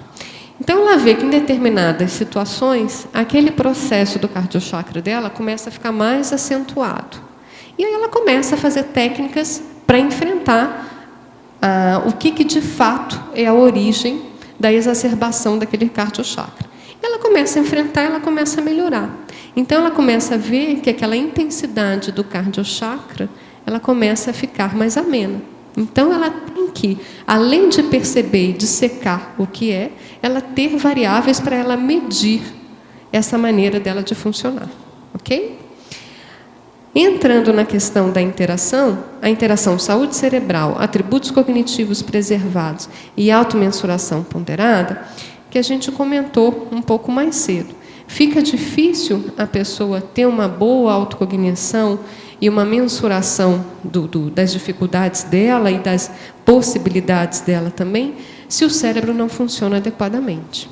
O cérebro, você tem uma série de características, de faculdades mentais, que tem que funcionar bem para que você possa fazer a produção adequada do que você tem que fazer a partir do seu cérebro. Então, veja, se não funcionar bem, a avaliação autocrítica fica prejudicada. O julgamento autocrítico fica prejudicado. Se a pessoa, às vezes, não tem uma boa concentração, ela desvia muito a atenção dela, às vezes passam determinadas situações que ela nem percebe como ela reagiu. Então, se ela não tem uma boa concentração, vai ser mais difícil ela ter uma vigilância com ela mesma. Então, esse processo dela conseguir se conhecer e conseguir avaliar as medidas de determinado traço, vai ficar prejudicado. Professora Adriana, uma pessoa que tem transtorno bipolar não teve uma vida produtiva e já está na faixa dos 50, 60 anos. Como ajudá-la? A pessoa não tem autocrítica e é difícil falar com ela, pois se magoa fácil.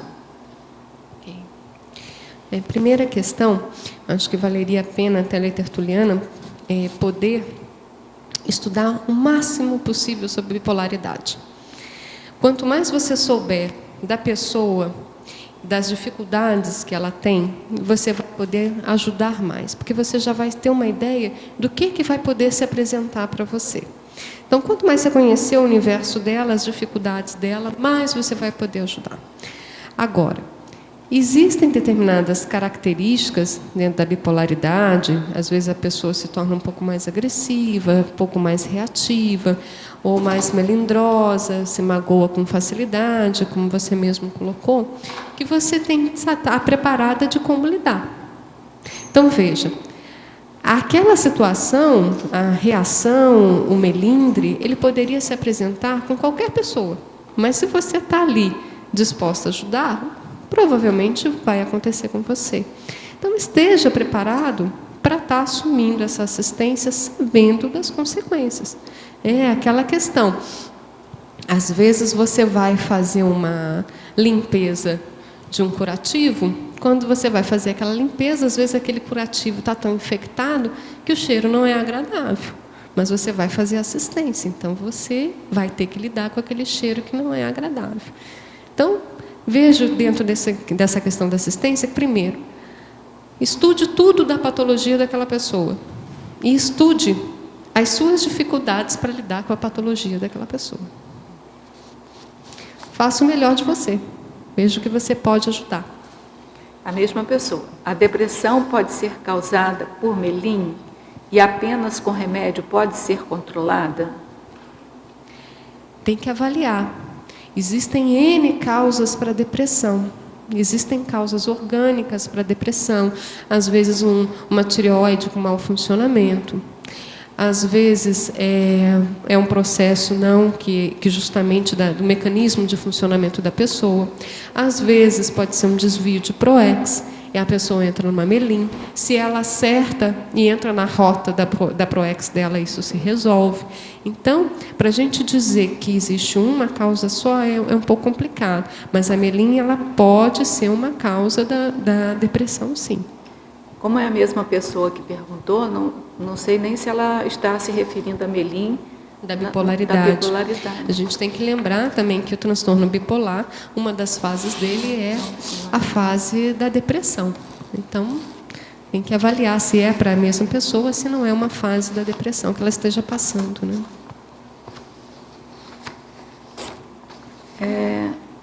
Sim. Antes de eu fazer minha pergunta, eu queria trazer um testemunho dessa questão do equilíbrio dinâmico. Eu estou fazendo consciencioterapia e no meu processo eu estou procurando ajustar, atualizar minha autoimagem, que eu percebi que está ectópica, anacrônica, e exatamente porque está faltando autocrítica da minha parte e a questão da forma religiosa, que é muito forte. E nessa história eu descobri que uma coisa que eu considerava que era trafor meu, que é a proatividade, na imagem que eu estou querendo ter atualmente, ela é um trafal. Está faltando a proatividade para eu experimentar e mudar de imagem. Então, calibrar melhor a questão da autoimagem, né? Então, assim, realmente essa coisa é muito dinâmica, né? Agora, a pergunta que eu queria fazer para você é na parafatologia 2, 4, 6, 8ª linha. A ausência de autocrítica sadia levando à subjugação aos assediadores extrafísicos. Eu não sei se você já falou nisso. Não. É um item interessante para a gente comentar. Se a pessoa ela tiver, às vezes, um conceito negativo sobre ela mesma, colocando um exemplo aqui para a gente pensar, ela tem um conceito negativo sobre ela e isso afeta o processo dela de afeto com ela mesma. E muitas vezes, em algumas oportunidades que ela poderia até colocar o que ela sabe ou o que ela tem de conteúdo, ela tem uma menos-valia que não é adequada com a realidade dela, né? Aí, no caso, ela acha que tem um trafal, mas ela tem um trafor. E ela acha que ela tem um trafal, que ela não é boa, que ela não tem técnica, que ela não tem método, que ela não tem conteúdo. Ali, nesse caso, o que acontece? Se ela tem uma autocrítica que não está adequada e ela acaba fazendo esse julgamento inadequado dela, muitas vezes em um momento que ela poderia estar ajudando outras pessoas, expondo algum conteúdo interessante, vem essa autocrítica que está inadequada, vem o sinergismo dos assediadores, falando, não, é isso mesmo, você não sabe nada não, você não tem técnica nenhuma, você não tem conteúdo nenhum. E aí os assediadores, de fato, colocam a canga nela, justamente porque ela não tem um julgamento correto sobre a realidade consciencial dela. Então, esse item é uma dessas questões, justamente que, quanto mais autocrítica, realística, de modo realístico nós temos a respeito da nossa consciencialidade, do nosso micro-universo consciencial, entra a questão do autodesassédio, e isso se torna refratário aos assediadores extrafísicos. Ok? Fechamos. Nós agradecemos muito a presença e a defesa do seu verbete. Acho que foi importante para todos, para mim foi muito importante. Agradecemos a presença de todos vocês, agradecemos também a presença virtual, né, de todos os teletertulianos. Vou quebrar o protocolo. Pode, quebra. Eu espero também o seu verbete sobre bom. o sinergismo materfensênico, autoconsciencioterápico. Vou fazer. Aí eu quero que você fique junto comigo aí. Então, nós agradecemos a presença de vocês, tertulianos e os teletertulianos, as perguntas enviadas. Contamos com a presença de vocês nas próximas tertúlias e passamos, então, para os nossos comerciais. Boa tarde a todos. As pontuações da tertúlia de hoje foram 31 assinaturas no livro de presença, 16 perguntas presenciais, 25 perguntas online. Hoje teremos um recado. A Cíntia Pereira Alves vai falar sobre o CIP. Boa tarde a todos. O IPC de Foz do Iguaçu convida você, que é novato na Conscienciologia, ou veterano também, a fazerem o CIP, que é o curso integrado de Projeciologia. Ele é um curso que serve para todos os públicos, porque ele é um curso de introdução à Conscienciologia e à Projeciologia, porém ele também aprofunda em vários aspectos da Conscienciologia, da Projeciologia. Então, ele serve para você que está iniciando agora, precisa entender um pouco mais os conceitos e se aprofundar no seu conhecimento, assim como para você que é veterano e quer reciclar algumas informações, algumas experiências.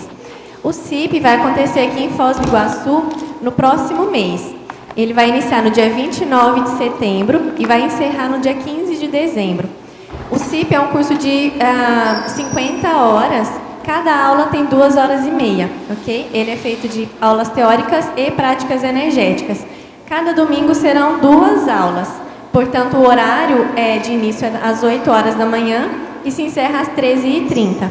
Para mais contatos e inscrições, podem ligar para o telefone 45 2102 1448 ou 98 18 0454.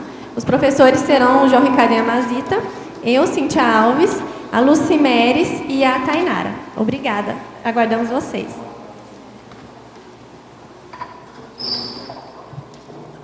O verbete de amanhã será Criança Desafiadora, especialidade Perfilologia.